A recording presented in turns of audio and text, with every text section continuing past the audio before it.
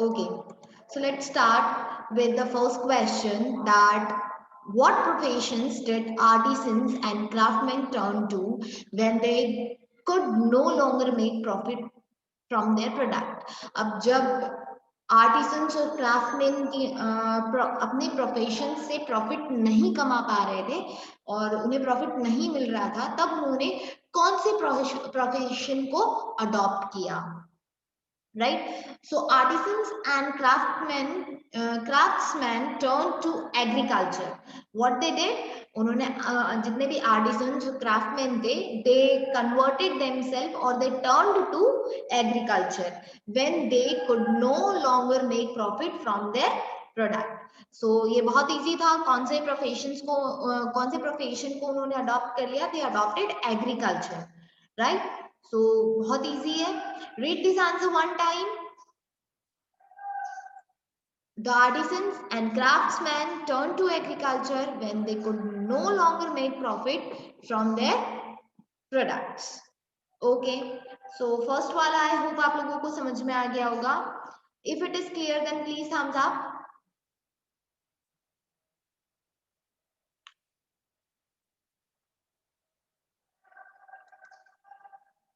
Okay. Next, why did soldiers not wanted to use greased cartridges? अब जो greased cartridges थी वो soldiers क्यों यूज नहीं करना चाहते थे? अ काइंड ऑफ बुलेट, तो वो लोग क्यों यूज नहीं करना चाह रहे थे? After a rumour spread that the greased used in cartridges was made of fat of cow or pig, both Hindu and Muslim soldiers refused to use the greased cartridges as it hurts their religious sentiment.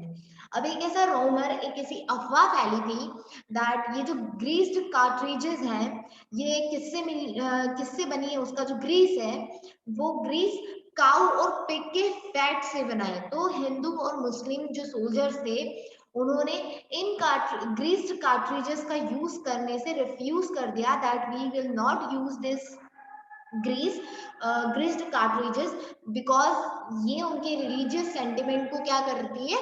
Hurt करती है. ठीक है, so read this answer. Question is, why did soldiers not wanted to use greased cartridges? After a rumor spread that the greased used in the cartridges was made from fat of cow or pig, both Hindu and Muslim soldiers refused to use the greased cartridges as it hurts their religious sentiment. Right, बहुत easy था. Soldiers ने क्यों मना किया? Because उन्हें ऐसा एक अफवाह आई कि ये जो ग्रीस है ये काऊ और पिग के फैट से बना है, तो जितने भी हिंदू और मुस्लिम सोल्जर्स थे उनकी रिलीजियस सेंटिमेंट्स को ये हर्ट कर रहा था और इसीलिए उन्होंने रिफ्यूज कर दिया that we will not use this grease. Next, who led the revolt against the British in people Awadh? Okay, Awadh में रिवॉल्ट किसने लीड किया? So in Awadh the revolt was led by Begum Hazrat Mahal, one of the queen of Nawab of Awadh, Wajid Ali Shah. अब किसने lead किया revolt? Revolt मतलब होता है rebellion करना, किसी के अगेंस्ट लड़ना, राइट, किसी को अपोज करना. सो अवध में ब्रिटिश के अगेंस्ट किसने रिवॉल्ट लीड किया? सो अवध में रिवॉल्ट बेगम हजरत महल करके एक लेडी थी, उन्होंने लीड किया और वो एक क्वीन थी. He was the wife of Nawab of Awadh, या क्वीन थी वहां की, और किंग का नाम था वाजिद अली शाह, राइट. वाजिद अली शाह की वाइफ थी. So in let us read it again. Who led the revolt against the British in people Awadh? In Awadh, the revolt was led by Begum Hazrat Mahal, one of the queens of the Nawab of Awadh, Wajid Ali Shah. So is it clear? Please thumbs up. Next. Okay. Next. Name a few leaders who led the various rebellions and revolts around the country. अब उन leaders के नाम बताने हैं जिन्होंने पूरी country में rebellion किया या रिवॉल्ट किया. सो नाना साहेब, रानी लक्ष्मीबाई इन झांसी, कुंवर सिंह इन बिहार, बेगम हजरत महल इन Lucknow were some leaders who led the revolt. ठीक है, कौन कौन है? नाना साहेब, रानी लक्ष्मीबाई, कहां से इन्होंने रिवॉल्ट किया? झांसी से. कुंवर सिंह जो थे उन्होंने बिहार से रिबेलियन किया या रिवॉल्ट किया. बेगम हजरत महल ने लखनऊ से, that is Awadh, that is a part of Awadh. Okay, sorry, Awadh is part of Lucknow and were some leaders who led revolts.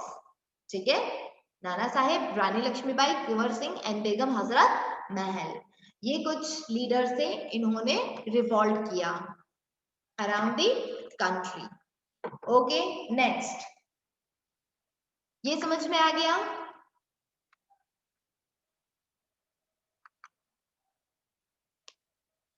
Is it clear? Then please thumbs up. Okay. Now answer the following question in 50 to 70 words. First question है, मतलब fifth वाला question है इसका, why were the social reforms, reform का मतलब क्या होता है? चेंजेस. तो social changes introduced by British resented by the Indians. अब वो सोशल चेंजेस जो ब्रिटिशर्स लाए थे, जो ब्रिटिशर्स ने चेंज किए थे, वो इंडियंस ने उसका अपोज क्यों किया? Right? The Charter Act of 1813 allowed the missionaries to enter India.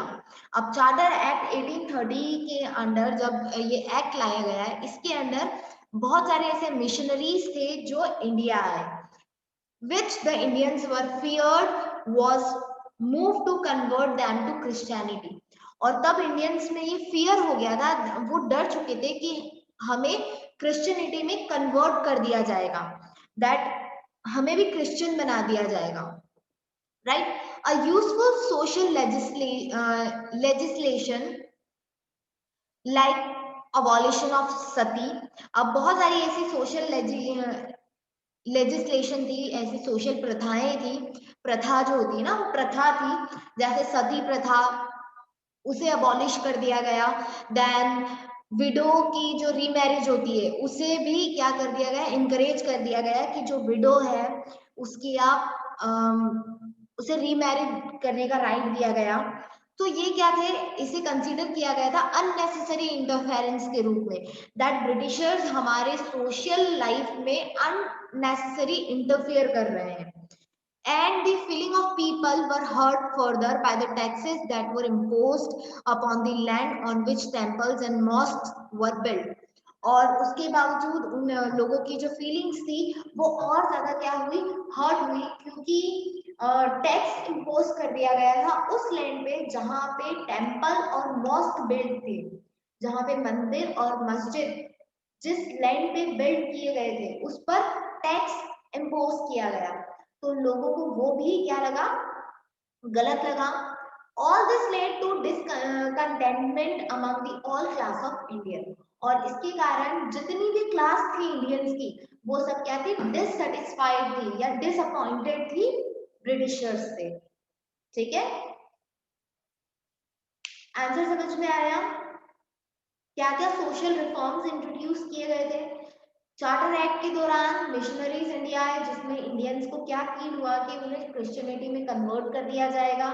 Then जितनी भी सोशल लेजिस्लेशंस थी, जैसे अबॉलिशन ऑफ सती, विडो को रीमैरिज को इनकरेज करना, तो इंडियंस को ये लगा कि ये अननेसेसरी इंटरफेरेंस है और उन्हें उनकी जो फीलिंग्स थी वो और ज्यादा हर्ट हुई जब टेम्पल्स और मॉस्क के लैंड पर टैक्स इम्पोज किया गया. Right? So read this answer. The Charter Act of 1813 allowed the missionaries to enter India, which the Indians were feared was moved to convert them to Christianity. A useful social legislation like the abolition of sati and encouragement of widow remarriage were considered as unnecessary interference, and the feeling of people were hurt further by the taxes that were imposed upon the land on which temples and mosques were built. Also, this led to discontentment among all the classes of Indians. Answer clear हुआ?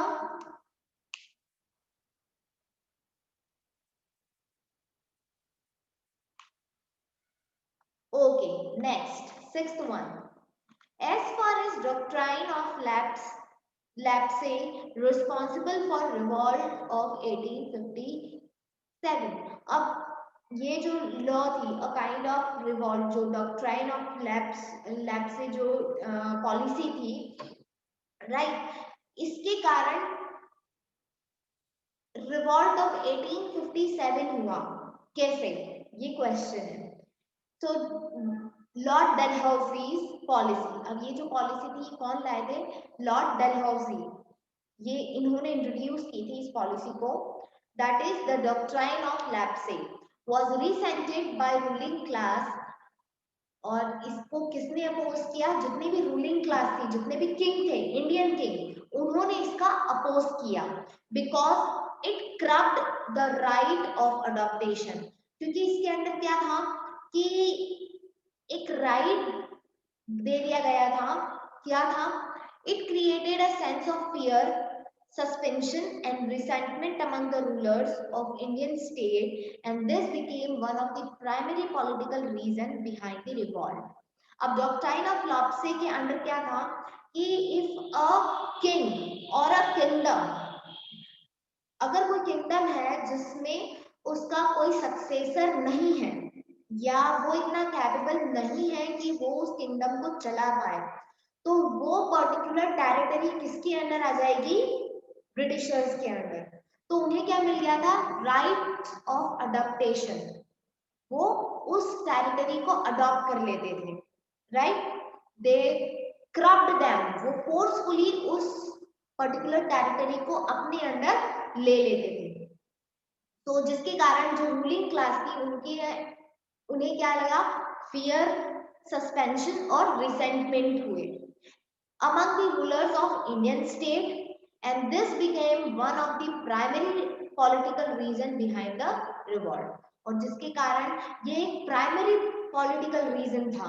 Primary मतलब major political reason था revolt का. तो ruling class ने इसीलिए Britishers के against revolt किया. तो read this answer.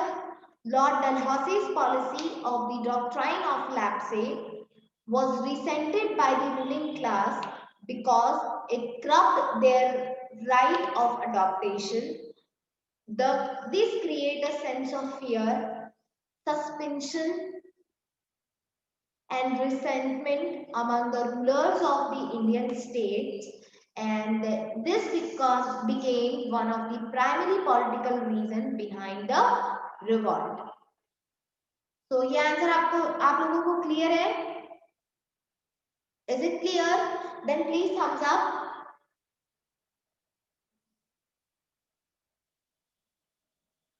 Okay, next. Name the areas where support of revolt was strong and place where revolt failed to penetrate. अब हमें क्या बताना है? ऐसे एरिया बताना है जहां पे रिवॉल्ट बहुत ज्यादा स्ट्रांग था, जहां पे लोगों ने स्ट्रांगली ब्रिटिशर्स को अपोज किया, और ऐसी प्लेसेस का भी नाम बताना है जहां पे रिवॉल्ट फेल हो गया. So revolt covered the entire territory of Delhi to Bihar in the east. Delhi से बिहार तक के एरिया में टेरिटरी उन्होंने कवर की. In Punjab, Rajasthan, Gwalior and Indore the soldiers protested but they were easily suppressed. अब पंजाब, राजस्थान, ग्वालियर और इंदौर के जो सोल्जर्स थे उन्होंने भी प्रोटेस्ट किया, बट उन्हें इजीली क्या कर दिया गया, इजीली रोक दिया गया, सप्रेस कर दिया गया. The revolt spread to one or two places in South India, but the attempt of revolt in Ahmedabad, Hyderabad, Sindh, etc. were thwarted. और जो रिवॉल्ट है वो एक दो स्टेट साउथ के एक दो प्लेसेस पर भी स्प्रेड हुआ, बट जो अटेम्प्ट था अहमदाबाद, हैदराबाद और सिंध में, वो उसे इजीली क्या कर दिया गया, रोक दिया गया. Delhi, Lucknow, Kanpur, Jhansi and Gwalior remained the main center of revolt of 1857. अब दिल्ली, लखनऊ, कानपुर, झांसी और ग्वालियर ये रिवॉल्ट के मेन सेंटर्स थे. ठीक है, तो ये आंसर आपको क्लियर हुआ? Is it clear?